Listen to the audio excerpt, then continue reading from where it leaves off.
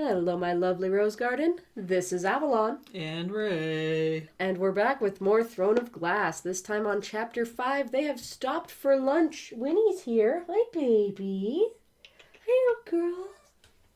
Oh, you make those squeaky sounds. She doesn't meow. She just makes Pokemon noises. She's our little Pokemon. All she knows is growl and scratch. And even then, she only really just... And everything misses. kind of beeps. The growl is never effective. The scratch only works on screens.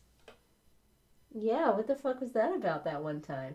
Oh, she's getting pets. Oh, she's happy girl.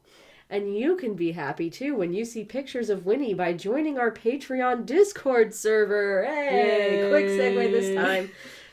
In fact, you don't even have to pay money to the Patreon to access the channel that has our pictures of Winnie. All you have to do is follow on Patreon, and you will have access to the Rose Garden Discord server. But if you donate $2 a month or more, you get access to the patron exclusive channels, where you can do things like suggest books for me to review, ask for video topics, get early access to videos. Including this series, which has the next couple of chapters ahead from what's being released on YouTube publicly, as well as many other videos that get released to patrons first. And plus it just helps me actually do my own writing and cover things like editing costs and printing costs for my books. So it'd be great if you would just mosey on over to the Roselin Books Patreon and maybe drop $2 a month, or more if you want even better rewards. And with that, let's return to our unending punishment. Chapter 5. Chapter 5. Selena brushed a stray wisp of hair from her face and allowed herself to be led into the clearing. If she wanted to break free, she'd have to go through Kale first. Oh, I was expecting them to just jump cut to after lunch and tell us about her escape attempt. Okay, I guess we're going to actually see it. This is an improvement. Yay. Had they been alone, she might have attempted it, though the change would make it difficult. With an entourage of royal guards trained to kill without hesitation. So she's not gonna attempt. Kale remained close beside her while a fire was kindled and food prepared from the boxes and sacks of supplies. The soldiers rolled logs to make small circles where they sat while their companions stirred and fried. The Crown Prince's dogs, who had dutifully trotted alongside their master, approached the assassin with wagging tails and lay at her feet. At least someone was glad for her company. Yeah, they're dogs. They're just happy to see people. Hungry by the time a plate was finally laid in her lap, Selena became a bit more than irritated when the captain did not immediately remove her irons. No fucking shit. After giving her a long warning look, he unlocked her chains and clamped them onto her ankles. She only rolled her eyes as she raised a small portion of meat to her lips. She chewed slowly. The last thing she needed was to be sick in front of them.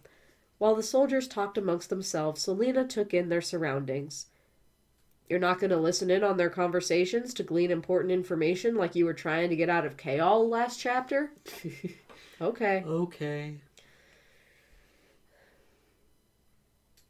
She and Kale sat with 5 soldiers. The Crown Prince, of course, sat with Parrington on their own 2 logs, far from her.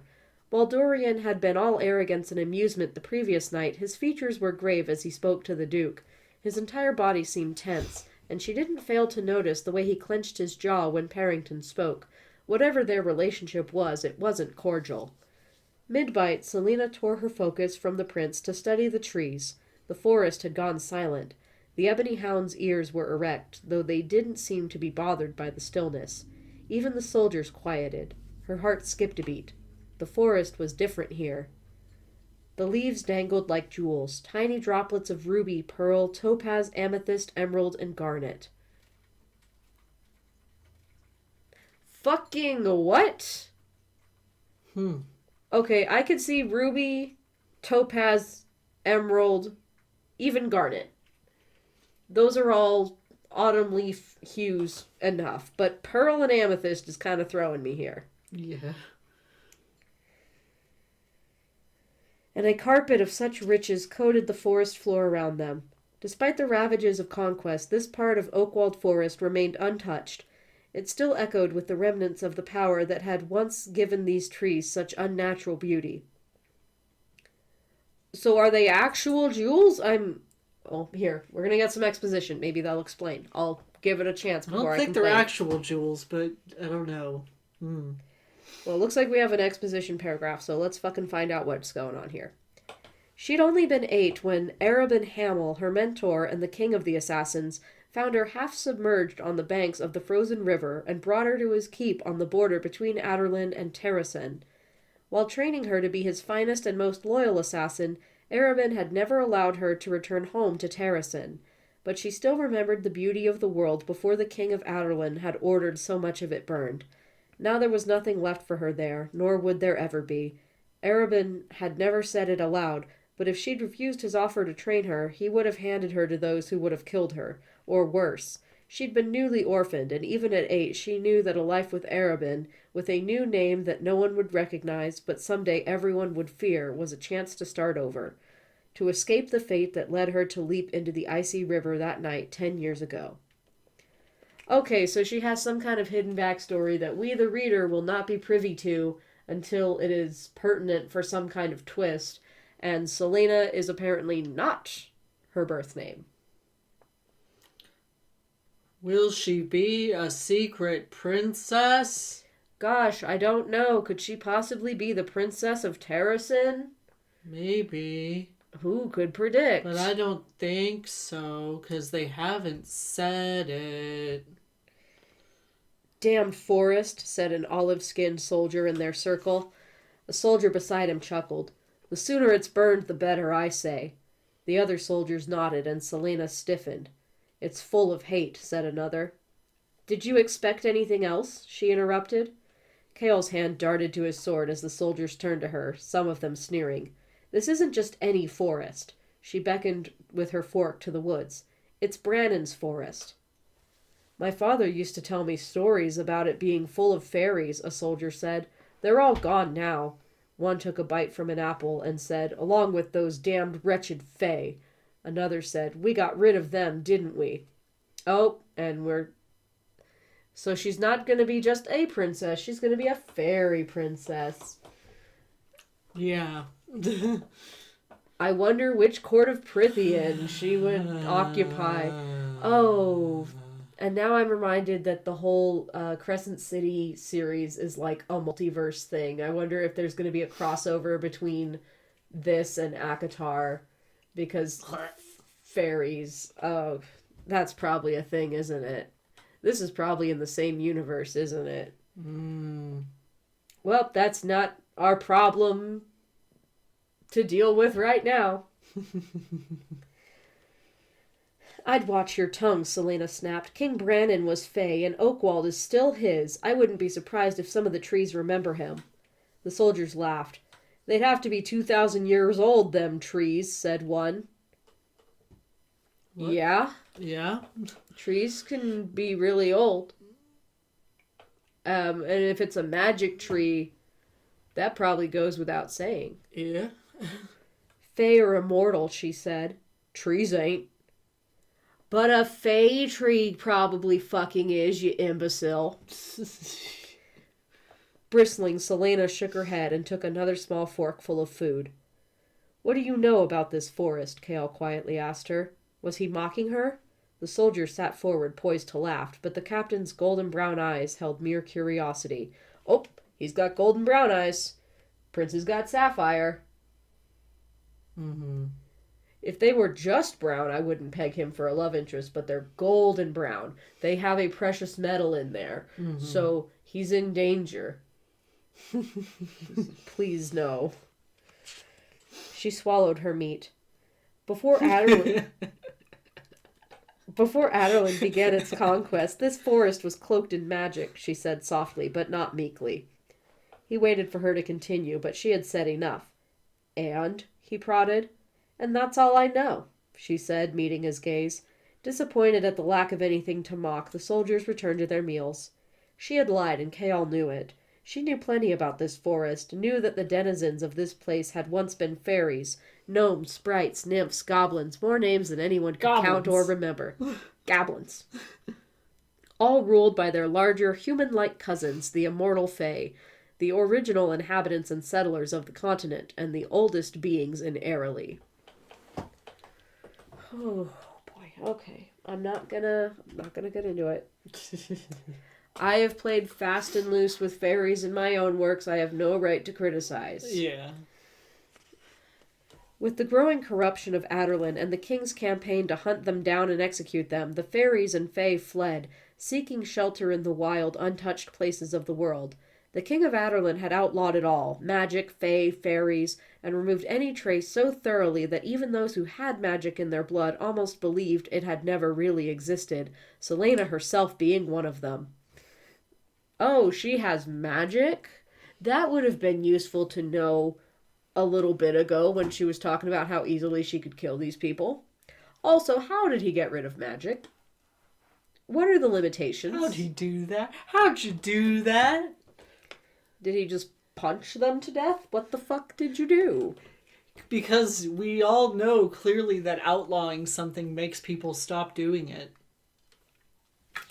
That's how it works. He has the power to outlaw magic. Okay. The king had claimed that magic was an affront to the goddess and her gods, that to wield it was to impertinently imitate their power.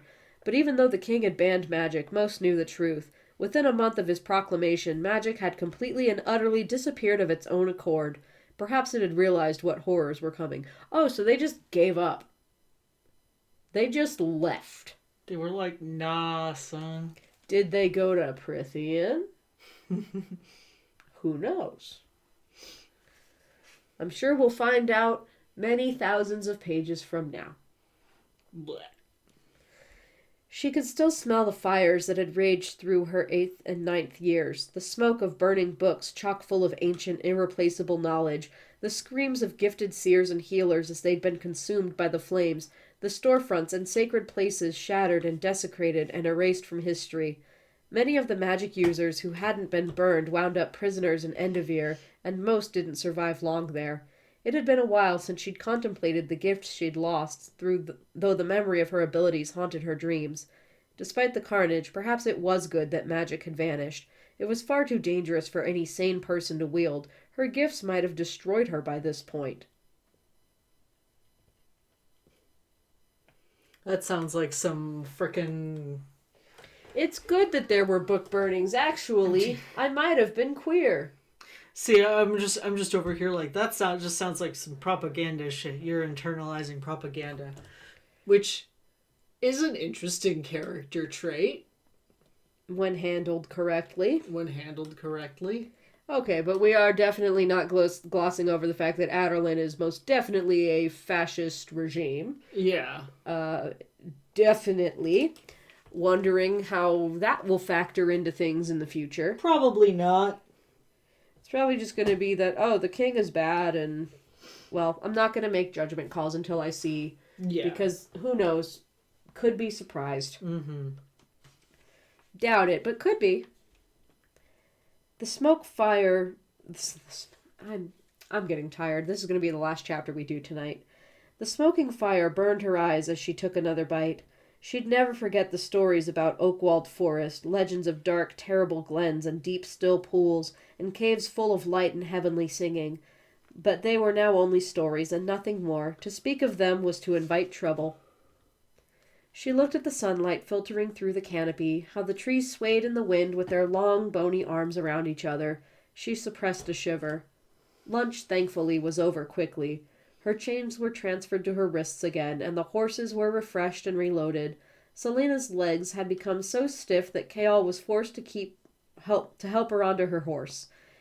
It was painful to ride, and her nose also suffered a blow as the continual stench of horse sweat and excrement floated to the back of the entourage. They traveled for the... Oh, there's the shit! There's the shit! There's always shit in an SJM book. The horse's bowels turned watery. They traveled for the remainder of the day. I'm just over here like, she like, lived in her own filth for a year, and, like, horse shit is just assaulting her nostrils. The worst thing she's smelled. I'm all like, listen, out of all the shit that you can be forced to smell, horse shit is mostly grass. Yeah. It ain't too bad. Like, I am certainly like, how many of those prisoners were forced to shit in place as they worked in the salt mines? I bet that smelled really bad. yeah, like, obviously, given the choice to be smelling horse shit or not, I would opt to not. Yeah. But livestock, you get used to it pretty fucking fast. Yeah. Like, I lived around cattle ranches for a very long time. Yeah, you get noseblind to it. Yeah, and like, it certainly wasn't pleasant to, be somewhere else and then re-enter an area that smells of cow fart. Mm-hmm. But it takes all of about 10 seconds to adjust to the smell of cow farts until you don't even notice it anymore. Yeah. Like, it's not the worst thing in the world. Yeah. It's not great, it's not pleasant, but they're walking. The horse sweat is probably worse because, they poop and then you walk past it. Yeah. They're not continually pooping the whole way. Just pooping the entire time. Just constantly pooping. The horses do not have dysentery, okay? Like, it's poop and they're gone. Unless they have, like, one of those little poop bags. I guess, but even then, like, the bag kind of cuts off the smell a little bit. Yeah. I don't know. And I don't know why they would have the bags in this instance, because they're not pulling a carriage. Yeah. I don't know. Whatever. This is stupid. Our conversation about it is stupid. We gotta talk about poop, though. It's funny. It's funny because the word poop is funny. Oh. I'm 6 years old. They traveled for the remainder of the day. I'm sorry, you said that. And then I immediately just thought, I'm Eloise, I'm 6 and I just shouldn't know. Oh my god.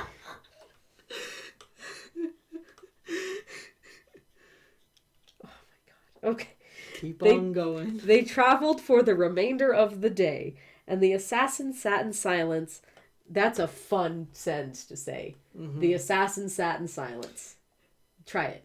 The assassin sat in silence. Isn't it fun? Yeah, a little bit. As she watched the forest pass, the tightness in her chest not easing. Okay, now it's okay. The assassin sat in silence as she watched the forest pass.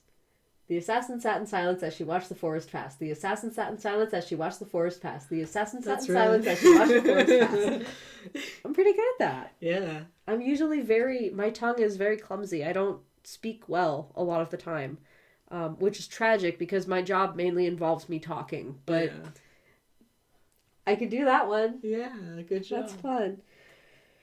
The tightness in her chest not easing until they'd left that shimmering glen far behind. Her body ached by the time they stopped for the night. She didn't bother to speak at dinner, nor to care when her small tent was erected, guards posted outside, and she was allowed to sleep, still shackled to one of them.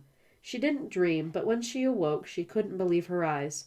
Small white flowers lay at the foot of her cot, and many infant-sized footprints led in and out of the tent.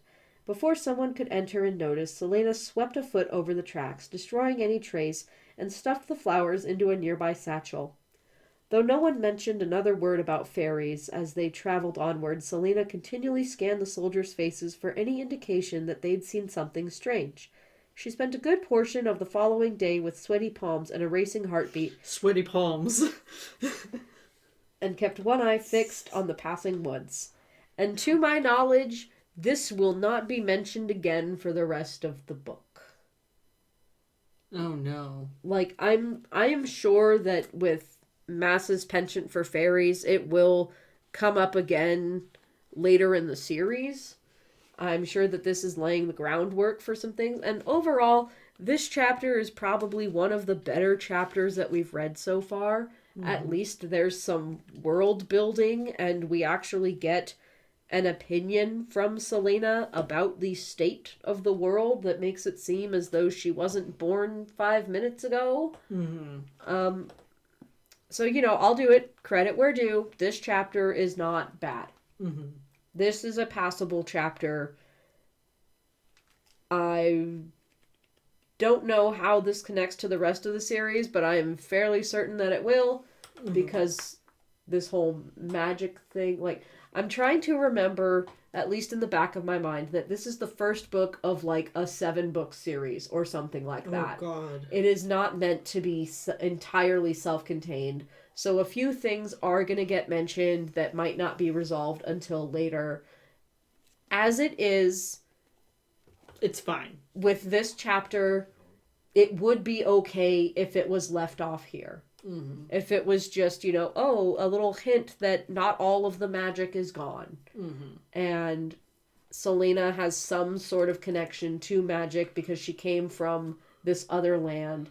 And that could be why she specifically has it out for the Prince of Aderlin. It might not be that he is a prince, just that he is a member of this royal family, which could have been made much clearer earlier on, because earlier on it just says, oh, a prince shouldn't be allowed to be so handsome, versus a member of the Aderlin royal family shouldn't be allowed to be so handsome. Yeah. Another pass at editing there would have been much better. But if we're looking at this from purely a educational standpoint, which I am trying to interject a little bit of hard. education into this series so that it's not just me horseshitting all over this book. This is okay. Yeah. I do typically, especially first books in a series, like to view them as more or less contained volumes, because what usually happens is normally, and again, I'm a self-pub, indie pub author. I don't know completely the ins and outs of trad pub, but from what I've heard from people who are in traditional publishing, it's really hard to sell a series out the gate. Normally, you sell the first book with series potential. Yeah. And then if the first book does well, the rest of the series, or at least part of the rest of the series, will get greenlit. Well, yeah, because, publishing is all about safe bets. Yeah. Frustratingly enough. So even if you're writing for a genre that's really popular or whatnot, if that first book doesn't do gangbusters, you're probably not going to get greenlit for a series. And this is also typically why the amount of time between the first and second books in a series is significantly longer than the second to third to fourth, etc. And there are exceptions to that rule, of course. But usually you want the first book of a series to be more or less self-contained, because it might be the only one that gets published. So you typically don't want to leave the end of a first book on a cliffhanger. And you could look to a lot of different series for examples of this. Like Percy Jackson. Mm-hmm. You could just read The Lightning Thief. Yeah. And for the most part, there is some cliffhanger at the end with Luke and Kronos and all that. But most of it reads as this could be a self-contained volume. Yeah. And then that part adds in as a hook, because the second book probably was greenlit at that point. Yeah. But yeah, usually what happens is you have your first book done. You have the manuscript completely written, edited. You shop that around to agents, and they shop it around to publishers. And then you have the synopsis of the next couple of books written. It's like a pitch Bible. Yeah. So the publisher, when they pick it up and they buy your first book, and they print that first book, if it does do well, they know that you have a plan for how you're going to continue the series, so that if they decide that they do want to keep going, there is already something to go off of there, so that that can come around faster. Ziran Zhejiao would be a great person to look up videos on this from, because I know that they are going through their own publishing journey where Iron Widow was picked up and released, and there's been a gap between book 1 and book 2 where they actually released a middle grade series in the interim. Yeah. And I know that, like, people were giving them shit about it, and they did a really great breakdown of why they needed that to happen, because the advance that they got on the sequel to Iron Widow was not enough to sustain their livelihood in the amount of time it was taking to get it finished. Yeah. So then they had to, or, like, the returns didn't something happened, and people were saying, like, oh, the sequel wasn't going to come out, and they were like, no, it is, you just need to be patient because of the way this publishing deal is working out with things like royalties. Basically, authors need to eat too. Yeah. And honestly, I should look into that more, because although I have not read Ziran Zhejiao's work yet, I was interested in picking up their middle grade series. Yeah. Just because Iron Widow just looks a little bit too dense for me. I usually tap out at about 300 pages, so middle grade is typically more accessible for my reading habits. But I've heard good things about Iron Widow. I've also heard that there's some mech elements in there, and I tend to not really be a fan of the mecha genre.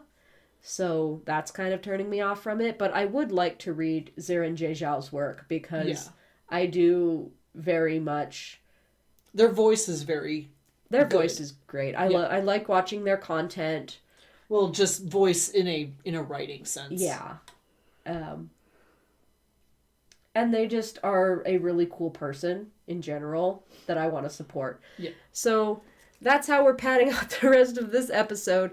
Go check out Ziran Zhejiao's work. Check out their publishing journey to understand a little more about the TradPub market and why I'm viewing this more or less as a standalone book with some reminders that there is more in the series than just this one book. Yeah. And while you're also checking that out, maybe check out our Patreon. Maybe support some indie authors over here on our publishing journey. Because there's a lot of things that I would love to do, like produce audiobooks. And that doesn't happen without funding. So, you know, if you feel like it, that's there. Lots of great rewards waiting for you, starting at just $2 a month. Or, hey, you could just follow us for free on Patreon and get access to the public channels on our Discord server. So that's always a great time, and we hope to see you there. Have a great evening. Bye. Thank you so much for watching, and a special thank you to my patrons. If you'd like to see your name here or in the description below, please consider joining my Patreon. Your support means so much to me and allows me to continue making content. If you want to support my content in different ways, consider buying my books, donating on Ko-fi, subscribing to the channel, or even just giving this video a like and comment. Any and everything is appreciated so much. Keep growing till next time, Rose Garden!